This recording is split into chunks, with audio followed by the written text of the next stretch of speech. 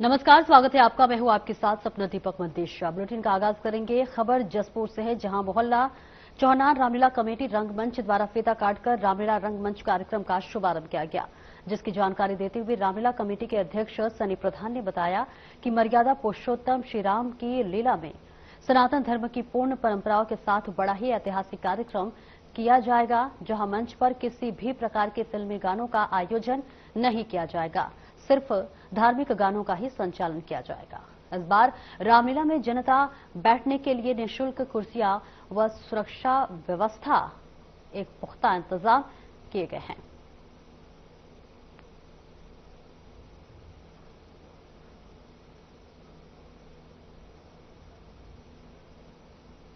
रामलीला बहुत भव्य होने जा रही है और इस बार जो राम का पूरा भगवान का स्वरूप है वो लोगों को बहुत ऐसा दिखाई देगा कि जैसे बिल्कुल हम नेचुरल देख रहे हैं और किसी तरीके के गाने बजाने कुछ नहीं है।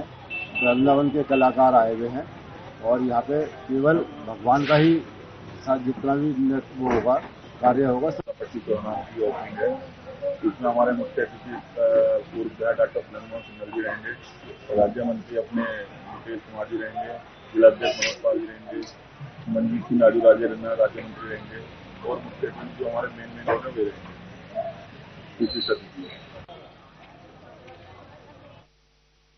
स्वच्छता पखवाड़े के तहत एसएसबी और मां पूर्णागिरी पर्यावरण संरक्षण समिति ने संयुक्त रूप से मां गढ़देवी मंदिर परिसर में पौधारोपण किया। वही अध्यक्ष दीपा देवी के नेतृत्व में 2 दर्जन से अधिक पौधे लगाए गए और पर्यावरण संरक्षण का संकल्प लिया गया। इस अवसर पर दीपा देवी ने कहा कि 2 अक्टूबर तक पूरे देश में स्वच्छता पखवाड़ा मनाया जाएगा। इस अभियान के तहत हमारी समिति लगातार स्वच्छता अभियान और पौधारोपण कर रही है। उन्होंने बताया कि सिल्ट इंजेक्टर के नजदीक स्थित मां गर देवी मंदिर परिसर में एसएसबी और समिति की टीम ने मिलकर पौधारोपण किया और पर्यावरण संरक्षण के प्रति अपनी जिम्मेदारी निभाई।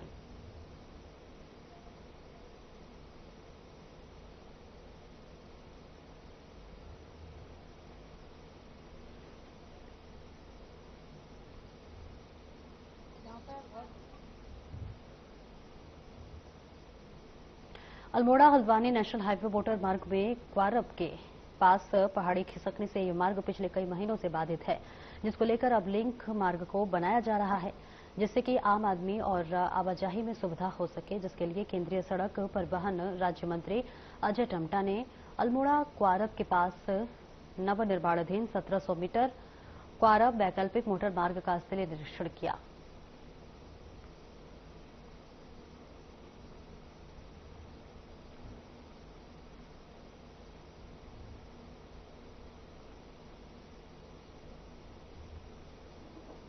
शारदीय नवरात्र और रामलीला आयोजनों को देखते हुए देहरादून पुलिस ने सुरक्षा के कड़े इंतजाम किए हैं, जहां आपको बता दें कि शहर भर के रामलीला स्थलों पर सुरक्षा व्यवस्था पुख्ता रहे। इसके लिए एसएसपी के निर्देश पर अतिरिक्त पुलिस बल तैनात किया गया है। पुलिस ने ट्रैफिक को सुचारू रूप से रखने के लिए रूट डायवर्शन और पार्किंग व्यवस्था लागू कर दी है।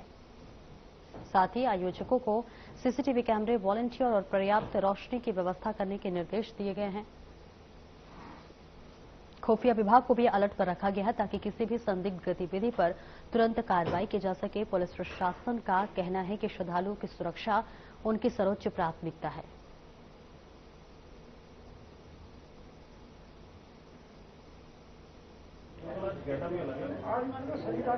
खासकर जितने भी धार्मिक पर्व होते हैं, इसमें हर जगह खासकर दशहरा और दिवाली के समय देखा जाता है कि रामलीला का मंचन भी होता है और बहुत सारी शोभा यात्राएं भी इसमें निकाली जाती है। इसको देखते हुए जो भी आयोजक होते हैं उनसे पहले ही वार्ता प्रशासन और पुलिस द्वारा की जाती है और खासकर अगर कोई मार्ग पर निकलना है, कोई रामलीला या कोई ऐसा धार्मिक जुलूस निकलना है, तो उसमें ट्रैफिक से भी पहले उसमें अनुमोदन लिया जाता है। तो जो भी व्यवस्था रहती है कि आमजन को भी असुविधा न हो और जो धार्मिक क्रियाकलाप है वो भी अच्छे से संपन्न हो जाए, इसको देखते हुए पहले ही एक मीटिंग आयोजक से ज्यादा करना मैंडेटरी। साथ ही साथ इसमें टाइमिंग को लेकर भी कुछ इसमें प्रतिबंध लगाए जाते हैं कि अगर कोई स्कूल की टाइमिंग है या कोई पीक टाइम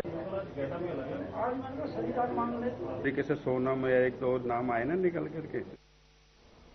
तो तस्वीरें आपको दिखा रहे हैं, जहां श्रद्धालुओं की सुरक्षा पुलिस की प्राथमिकता है और ऐसे में सभी तैयारियां जो हैं वो पूरी होती हुई नजर आ रही है। रामलीला आयोजनों पर पुलिस जो है वो सतर्क होती हुई नजर आ रही है।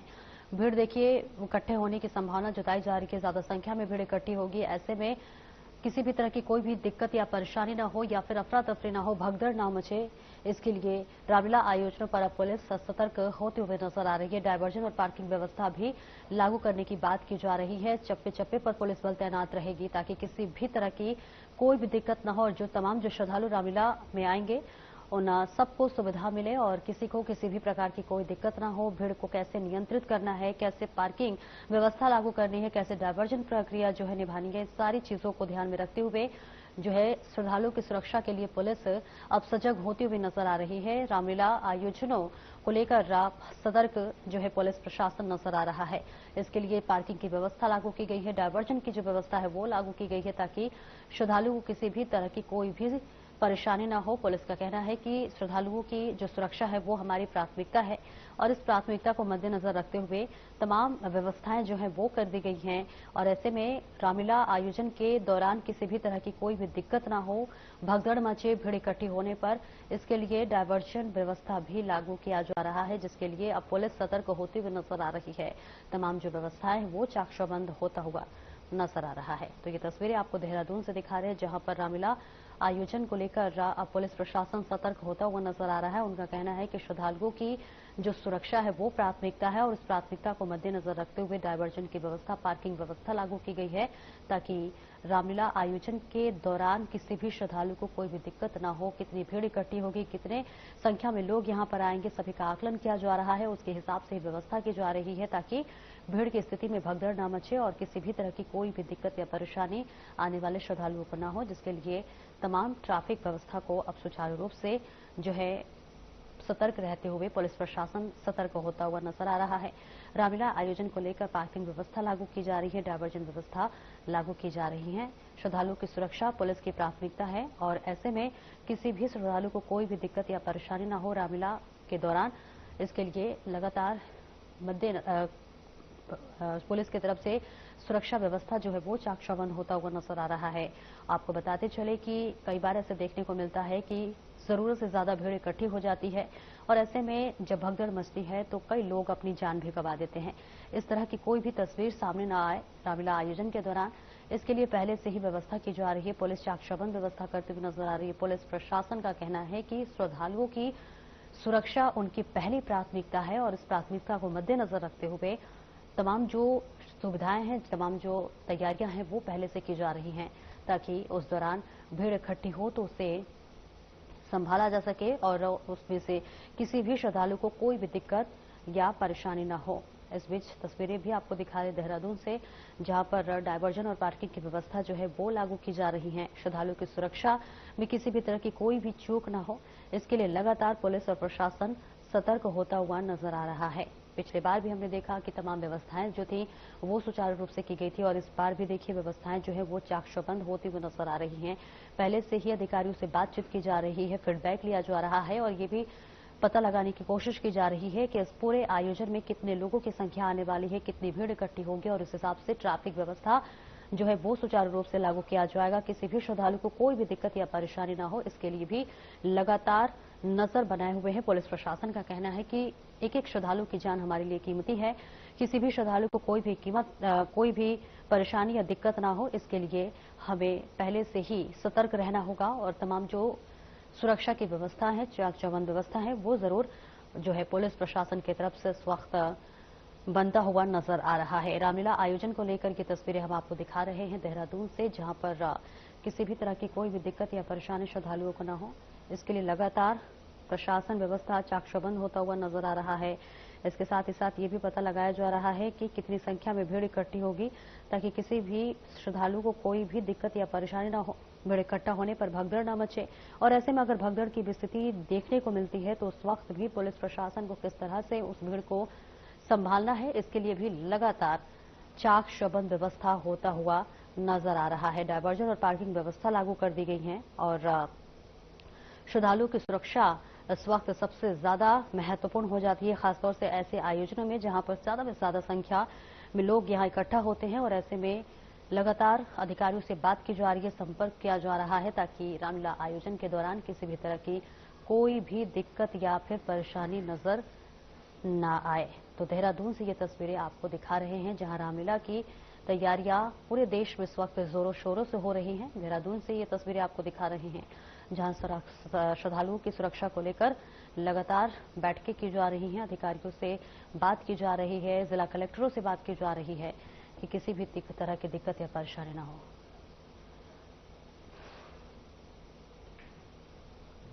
और आगे बढ़ेंगे, जहां देहरादून पुलिस और एसटीएफ ने सरकारी भर्ती में पास कराने का लालच देकर ठगी करने के प्रयास में पूर्व जिला पंचायत सदस्य हाकम सिंह समेत 2 आरोपियों को गिरफ्तार किया है। ऐसे में गिरफ्तार होने वाला हाकम सिंह कुख्यात नकल माफिया है। पेपर लीक मामले में पुलिस ने इसे 2021 में गिरफ्तार किया था और इसके साथ ही साथ वह हिमाचल में भागने की फिराक में था।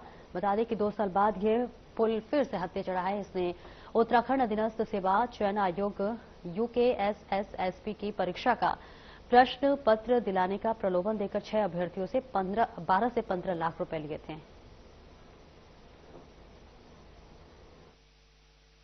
SSSC भर्ती घोटाला एक बार फिर से हवाओं में गूंज रहा है। उत्तराखंड में ये शर्मनाक घटना भारतीय जनता पार्टी के शासन में दोबारा हो गई। बीजेपी के पूर्व जिला पंचायत सदस्य हाकम सिंह इसमें फिर से एक बार मुख्य आरोपी है।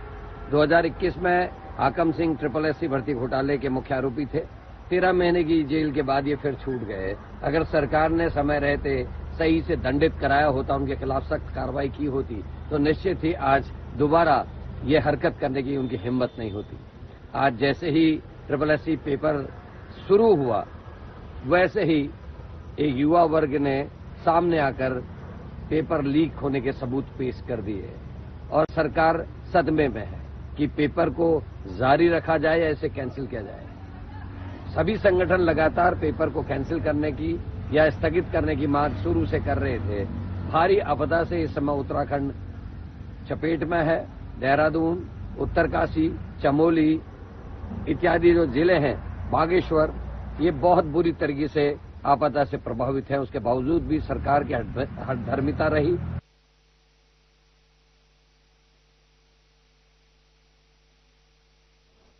और सीधे लिए चलते आपको देहरादून, जहां जीएसटी को लेकर उत्सव कार्यक्रम का आयोजन किया गया है। मुख्यमंत्री पुष्कर सिंह धामी की भी मौजूदगी है।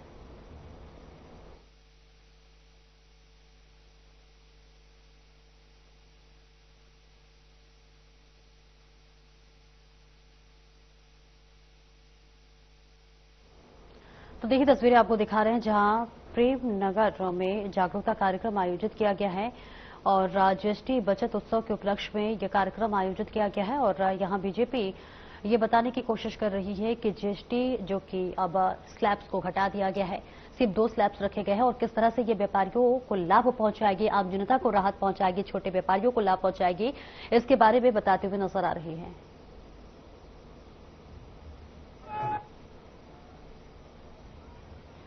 तो तस्वीरें आपको दिखा रहे हैं प्रेम राज से, जहां पर जागरूकता कार्यक्रम आयोजित किया गया है। लोगों को बताया जा रहा है कि किस तरह से जो जीएसटी में बदलाव किए गए हैं वो आपके लिए किस तरह से हितकारी है, किस तरह से ये छोटे व्यापारियों के लिए हितकारी है और तमाम आम लोगों के लिए, आम जनता के लिए हितकारी है, जो कि लगातार महंगाई की मार से झेल रहे थे। और ऐसे में जीएसटी के स्लैब्स को हटा के सिर्फ 2 स्लैब्स कर दिए गए हैं। कुछ चीजों पे 5% से सीधे 0 कर दिया गया है और कुछ में 12% से सीधे 5% कर दिया गया है, जो कि आम जनता के लिए बेहद राहत की खबर भी बताई जा रही है। इसके साथ ही साथ जो छोटे व्यापारी हैं उनके लिए भी बहुत बड़ी राहत के रूप में इस स्लैब्स को देखा जा रहा है, जिसके लिए देखिए कार्यक्रम आयोजित किया गया है। तस्वीरें आपको देहरादून से दिखा रहे हैं, जहां जागरूकता कार्यक्रम आयोजित किया गया जीएसटी बचत उत्सव के उपलक्ष्य में। इस कार्यक्रम का आयोजन किया गया है, मुख्यमंत्री पुष्कर सिंह धामी की मौजूदगी है और यहां पर ये बताने की कोशिश की जा रही है कि जो जीएसटी के स्लैब्स घटाए गए हैं वो किस तरह से आम छोटे व्यापारियों को राहत पहुंचाएगी, आम जनता के लिए किस तरह से राहत पहुंचाएगी, ये बताने की कोशिश की जा रही है। उत्तराखंड सचिवालय सेवा चयन आयोग के पेपर लीक मामले के संदर्भ में आपको बताते चले कि पुलिस ने स्वाभिमान मोर्चा के अध्यक्ष बॉबी पंवार को हिरासत में लिया है और उनसे पूछताछ की है। ये कदम उस समय उठाया गया जब पेपर शुरू होने के महज आधे घंटे बाद सोशल मीडिया पर लीक होने की सूचना वायरल हो गई थी और पुलिस ने बॉबी पंवार को हरिद्वार स्थित एसओजी कार्यालय लाकर उनसे पूछताछ की। इस दौरान उनके समर्थकों की एक बड़ी संख्या एसओजी ऑफिस के बाहर इकट्ठा हो गई। समर्थकों ने बॉबी पंवार के खिलाफ उठाए गए कदम को एक सोची समझी साजिश बताया और उनके खिलाफ किए गए इस कदम की कड़ी निंदा की।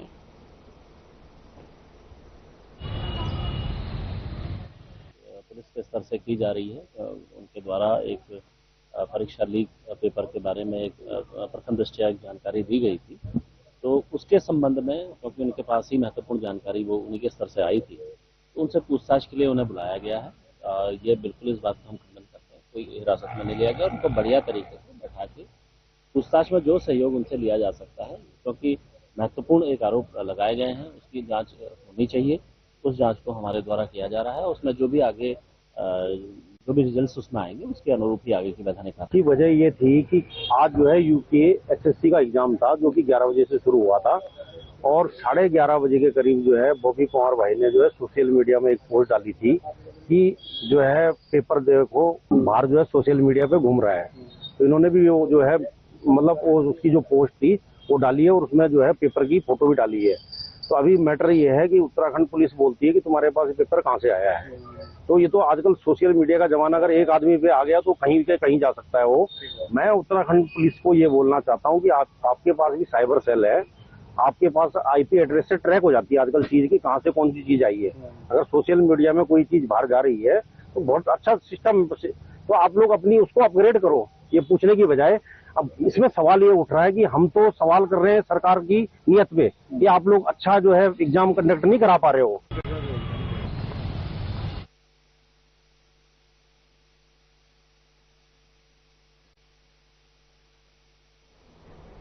और एक छोटे से ब्रेक के लिए रुकेंगे, जल्द लौटते हैं।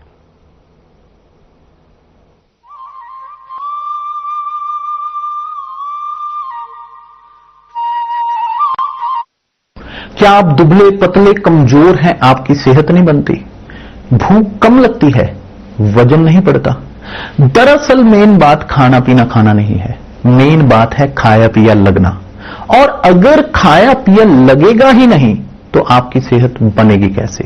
इसलिए हमारी संस्था सन्यासी आयुर्वेदा ने एक ऐसी दवा का निर्माण किया है जो कि आपके लिवर, आपके पाचन तंत्र को दुरुस्त करने का काम करती है, ताकि आप जो भी खाएं उसका पूरे का पूरा निचोड़ आपके शरीर को लगे, आपकी भूख बढ़े, खाया पिया सही से लगे, नया खून बने, हड्डियों में जान आए, वजन बढ़े और आप मोटे तगड़े खूबसूरत पर्सनैलिटी के मालिक बन जाए। सिर्फ 699 रुपए की पूरे 1 महीने की दवा होती है और आप इसे घर बैठे 01145454545 पर फोन करके दवा मंगवा सकते हैं। चुलबुलापन जिसकी हर बात में भूल जाए, मेरी जैसी मेरी अपनी पताका चाय, गजब का स्वाद।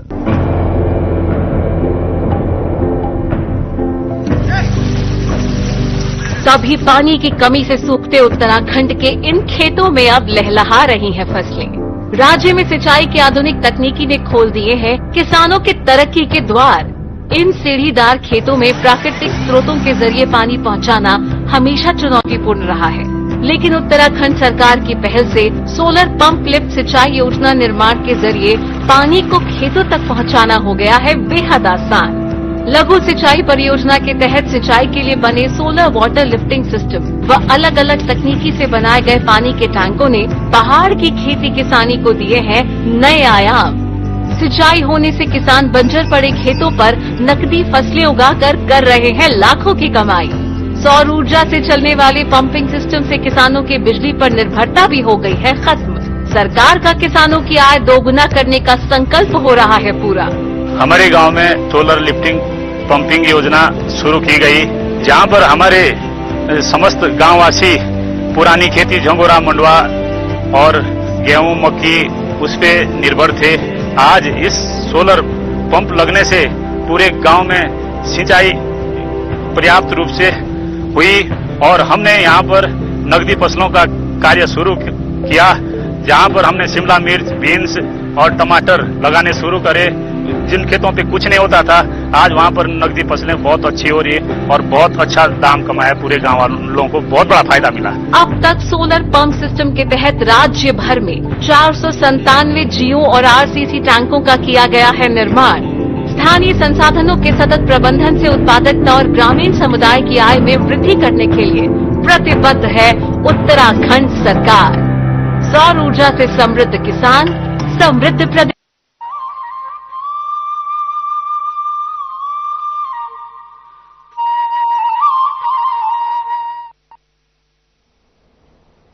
और ब्रेक के बाद एक बार फिर से स्वागत है आपका। खबरों में आगे बढ़ेंगे। कोतवाली कोटद्वार पुलिस ने 15 सितंबर को मावाकोट में एक बंद घर में हुई लाखों की चोरी का खुलासा करते हुए हरिद्वार जनपद के 3 शातिर चोरों को गिरफ्तार किया है और उनके कब्जे से चोरी का सामान बरामद किया है। आपको बता दें, एसएसपी पौड़ी लोकेश्वर सिंह ने जानकारी देते हुए बताया है कि महावीर सिंह चौहान ने कोतवाली कोटद्वार में एक मुकदमा दर्ज कराया था। इस चोरी का खुलासा करने के लिए पुलिस ने करीब 500 सीसीटीवी कैमरे खंगाले हैं, जिसके बाद चोरों को गिरफ्तार किया गया है।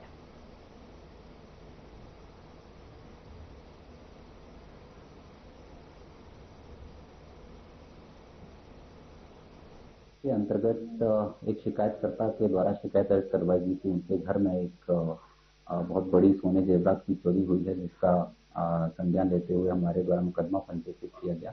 मौका मुआयना करने के उपरांत हमारी सीआई व लोकल पुलिस की टीम के द्वारा 500 से अधिक कैमरे खंगाले गए और इस चोरी में 3 अभियुक्तों की पहचान हुई। इन तीनों अभियुक्तों की पहचान के उपरांत हमारी टीम के द्वारा इन तीनों की गिरफ्तारी की गई है और इनसे कुल 50 लाख से अधिक की सोने जेवरात की बरामदगी की गई है। इन तीनों की गिरफ्तारी करने के उपरांत आज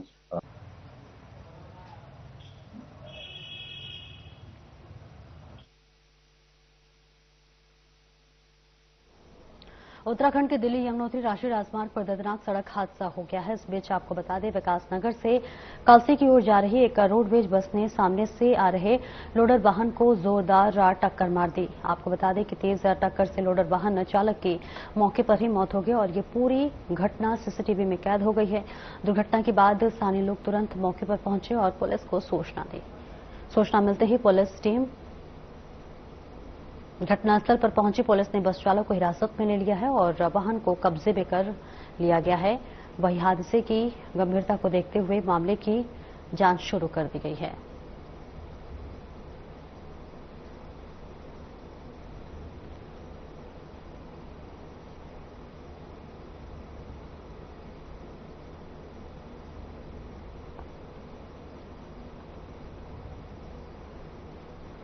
लक्ष्मण झूला थाना क्षेत्र के चिला पावर हाउस के जलाशय में एक महिला का शव मिला है। शव को एसडीआरएफ की टीम ने जलाशय से बाहर निकालकर पुलिस के हवाले किया है।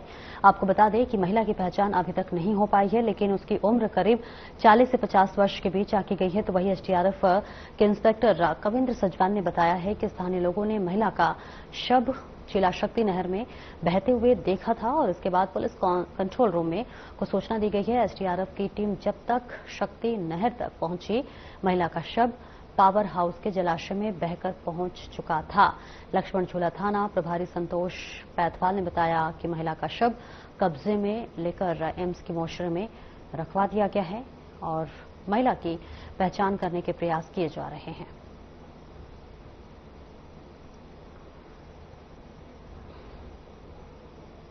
तो एसडीआरएफ ने देखिए शव को बाहर निकाल लिया है और ऐसे में जलाशय में महिला का शव बरामद हुआ है और लगातार अब इस पूरे मामले की तफ्तीश की जा रही है। फिलहाल महिला कौन है इसकी पहचान नहीं हो पाई है और पहचान करने की पुलिस लगातार कोशिश कर रही है। आपको बताते चले कि एसडीआरएफ ने हालांकि कड़ी मशक्कत के बाद शव को बाहर निकाल लिया है। जलाशय में महिला का शव बरामद हुआ है और पता लगाने की कोशिश की जा रही है कि आखिर ये महिला कौन है और यहाँ पे उसका शव कैसे आया और ऐसे में इसके पीछे वजह क्या है। पूरे मामले की तफ्तीश करती हुई पुलिस इस वक्त नजर आ रही है। फिलहाल महिला को सकुशल बाहर, माफ की जगह उसके शव को बाहर निकाल लिया गया है और उसकी पहचान की जा रही है और आगे की जांच पड़ताल में पुलिस इस वक्त जुटी हुई है। तस्वीरें आपको दिखा रहे लक्ष्मण झूला से, जहां जलाशय में एक महिला का शव मिला हुआ है और आखिर महिला कौन है अभी फिलहाल पहचान नहीं हो पाई है। एसडीआरएफ ने कड़ी मशक्कत के बाद महिला के शव को बरामद कर लिया है और अब महिला की पहचान की जा रही है कि आखिर ये महिला कौन है और किस वजह से इसकी मौत हुई है। फिलहाल लक्ष्मण झूला से ये तस्वीरें आपको दिखा रहे हैं जहां जलाशय से महिला के शव को बरामद कर लिया गया है और लगातार जांच पड़ताल की जा रही है कि आखिरकार ये महिला कौन है, कहां से आई है और इसके शव जलाशय में कैसे आए, इसके मौत के पीछे की वजह क्या है। लगातार ये कोशिश की जा रही है पता लगाने की और पुलिस इस पूरे मामले को गंभीरता से अब तफ्तीश करती हुई नजर आ रही है। हालांकि जलाशय से एसडीआरएफ ने कड़ी मशक्कत के बाद इस महिला के शव को बाहर निकाल लिया गया है, पहचान की जा रही है कि और इसके साथ ही साथ ये भी पता लगाने की कोशिश की जा रही है कि महिला की मौत के पीछे की वजह क्या है, किस वजह से महिला की मौत हुई है, महिला कौन है, कहां से आई है, इसके परिजन कहां हैं। तमाम ऐसे सवाल हैं और सारे सवालों का जवाब पुलिस तलाशने की कोशिश कर रही है। फिलहाल ये सीधी तस्वीरें आपको लक्ष्मण झूला से दिखा रहे हैं।